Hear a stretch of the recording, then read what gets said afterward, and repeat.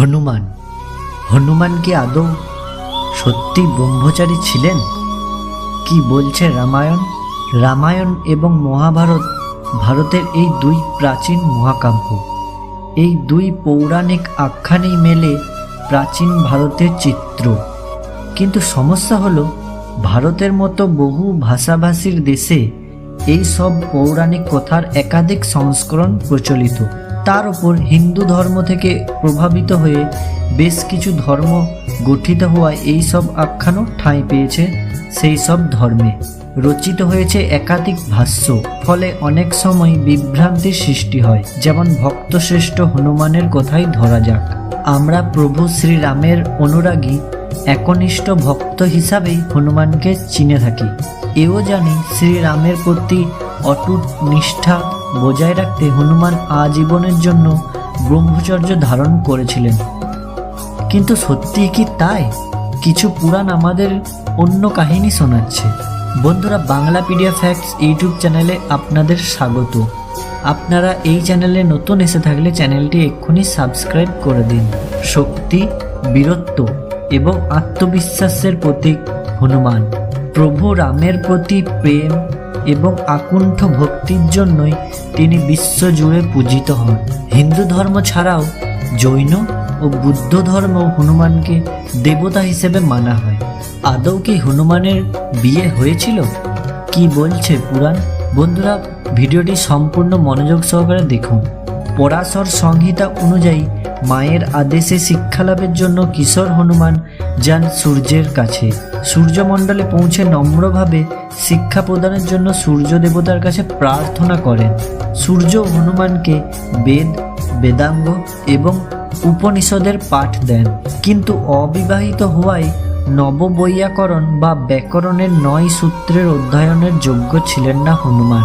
কারণ নববৈয়াকরণ সম্পর্কে অবিবাহিত হওয়ার জন্য বিবাহিত হওয়া অপরিহার্য ছিল।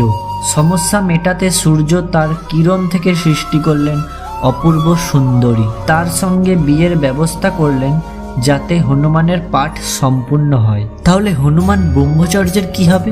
নিশ্চয়ই এই প্রশ্নটা আপনার মনে জাগছে। আসুন এটারও উত্তর জেনে নিই। হনুমান সূর্যকে মনে করিয়ে দিলেন তার প্রতিজ্ঞার কথা। তখন সূর্যদেব হনুমানকে বর দিলেন বিয়ের পরেও তিনি ব্রহ্মচারী থাকবেন। সঙ্গে বললেন বিশ্বজগতের কল্যাণের জন্য এই বিবাহ। এতে হনুমানের বৌদ্ধিকতার হানি হবে না। বন্ধুরা, অন্ধ্রপ্রদেশে একটি মন্দিরে হনুমানের সঙ্গে তার স্ত্রীর মূর্তিও আছে এবং সেখানে সেটি পূজিত হন। হনুমান এবং তার স্ত্রী শুভ্রলার মূর্তিকে একসঙ্গে শুভ্রলা অঞ্জনীয় নামে ডাকা হয়। গুরু সূর্যের কথা মতো জ্যৈষ্ঠা শুদ্ধ দশমীর দিন বুধবার হনুমান শুভ্রলাকে বিয়ে করেন। সেই ঐতিহ্য অনুযায়ী আজও এই দিনটাকে হনুমৎ কল্যাণম হিসেবে পালন করা হয়। বন্ধুরা, এরপর আমরা জানব হনুমানের কি আদৌ কোনো সন্তান রয়েছে? জৈন ধর্ম অনুযায়ী হনুমান ব্রহ্মচারী নন।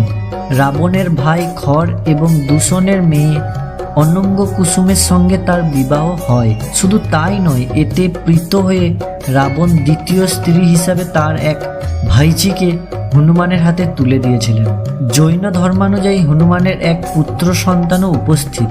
সমগ্র লঙ্কাকে জ্বালিয়ে হনুমান যখন সমুদ্রে ডুব দিতে যাবেন, সেই সময় তার দেহ নিঃসৃত ঘাম একটি বড় মাছের মুখে পড়ে এবং তার ফলস্বরূপ মকরধ্বজের জন্ম হয়। বন্ধুরা, এই তথ্যটি সংগ্রহ করা হয়েছে ichorepaaka.in পেজ থেকে। আপনাদের ভিডিওটি ভালো লেগে থাকলে ভিডিওটি একটি লাইক করে দিবেন এবং কমেন্ট করে আপনার মতামত জানাতে পারেন। ভিডিওটি আপনি আপনার বন্ধু, পরিবার সবাইয়ের সাথে শেয়ার করতে পারেন এবং চ্যানেলে নতুন এসে থাকলে চ্যানেলটি সাবস্ক্রাইব করে দিবেন। তার কারণ এই ধরনের রহস্য ও ফ্যাক্টস রিলেটেড ভিডিও এই চ্যানেলে নিয়মিত পেয়ে যাবেন।